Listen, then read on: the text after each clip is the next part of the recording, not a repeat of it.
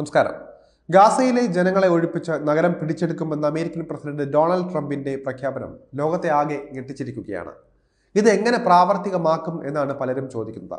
കഴിഞ്ഞ ദിവസമാണ് Trump Gaza പിടിച്ചെടുത്ത് അവിടം ഒരു കടൽത്താര സുഖവാസ കേന്ദ്രമാക്കി മാറ്റുമെന്ന് പ്രഖ്യാപിച്ചത്. ഈ പ്രഖ്യാപനം ചരിത്രം തിരുത്തി കുറിക്കുമെന്ന് ബെഞ്ചമിൻ നെതന്യാഹു, അതായത് ഇസ്രായേൽ പ്രധാനമന്ത്രിയും പറഞ്ഞിരുന്നു.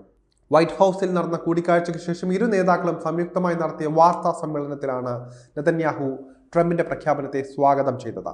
ഇസ്രായേലിന് ഇതുവരെ ലഭിച്ചിട്ടുള്ളതിൽ വെച്ച ഏറ്റവും നല്ല സുഹൃത്താണ് ട്രംപ് എന്നും എല്ലാവരും ശ്രദ്ധ നൽകേണ്ട ഒരു ആശയമാണ് ട്രംപ് മുന്നോട്ട് വച്ചതെന്നും നെതന്യാഹു വ്യക്തമാക്കി.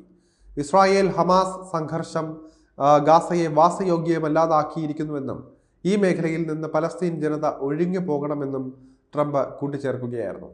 ഗാസ വെടിനിർത്തലുമായി ബന്ധപ്പെട്ട് രണ്ടാം ഘട്ട ചർച്ച ആരംഭിച്ചതിന് പിന്നാലെയാണ് ട്രംപിന്റെ ഈ ഒരു പ്രഖ്യാപനം. അമേരിക്കയെ അനുകൂലിക്കുന്ന രാജ്യങ്ങൾ പോലും ഈ പ്രസ്താവനകൾക്കെതിരെ രംഗത്ത് എത്തിയിരിക്കുകയാണ്. ഹമാസ് ഇസ്രായേൽ യുദ്ധത്തിൽ മധ്യസ്ഥ ചർച്ചകൾക്ക് യുഎസിനൊപ്പം മുന്നിൽ നിന്ന ഈജിപ്തിനും ഖത്തറിനും മേൽ പുതിയ സമ്മർദ്ദങ്ങൾക്കും ഈ തീരുമാനം വഴിയൊരുക്കും. ഫലസ്തീന്റെ സ്വാതന്ത്ര്യത്തിനായി ദീർഘകാലമായി വാദിക്കുന്ന രാജ്യങ്ങളാണ് ഈജിപ്തും ഖത്തറും. ഗാസയുമായി ബന്ധപ്പെട്ട് ട്രംപ് ഇതിനു മുൻപും ഇത്തരം പരാമർശങ്ങൾ നടത്തിയിട്ടുള്ളതാണ്. പ്രമുഖ റിയൽ എസ്റ്റേറ്റ് വ്യവസായി കൂടിയായ ട്രംപിന്റെ ഈ ഒരു പ്രഖ്യാപനത്തെ പലരും സംശയദൃഷ്ടിയോടെയാണ് കാണുന്നത്.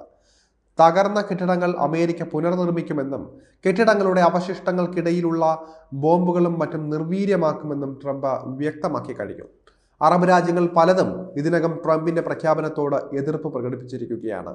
അന്താരാഷ്ട്ര നിയമങ്ങൾ അനുശാസിക്കുന്ന രീതിയിൽ എങ്ങനെയാണ് അമേരിക്കയ്ക്ക് ഇത്തരത്തിലൊരു ഏറ്റെടുക്കൽ നടത്താൻ കഴിയും എന്നാണ് പലരും ചോദിക്കുന്നത്.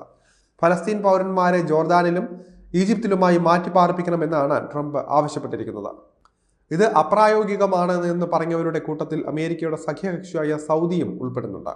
ഗാസയുടെ പുനർനിർമ്മാണത്തിനുള്ള പണം ആര് ചെലവാക്കുമെന്നതും പ്രധാനപ്പെട്ട കാര്യമാണ്. ഹമാസ് എന്ന തീവ്രവാദി സംഘടനയെ എങ്ങനെ കൈകാര്യം ചെയ്യുമെന്നതും വലിയൊരു ചോദ്യമാണ്. ഗസയെ സുഖവാസ കേന്ദ്രമാക്കി മാറ്റിയാൽ മറ്റ് രാജ്യങ്ങളിലേക്ക് താൽക്കാലികമായി കുടിയേറിയ പൗരന്മാർ മടങ്ങിയെത്തിയാൽ എവിടെ താമസിക്കുമെന്ന ചോദ്യവും പലരും ഉയർത്തുകയാണ്. കൂടാതെ റിപ്പബ്ലിക്കൻ പാർട്ടിയിലെ പല പ്രമുഖരും ട്രംപിന്റെ ഈ നീക്കത്തിന് എതിരാണ്. ഗസയുടെ പുനർനിർമ്മാണത്തിന് അമേരിക്കയുടെ പണം എന്തിനാണ് വെറുതെ പാഴാക്കുന്നത് എന്നാണ് അവരുടെ വാദം.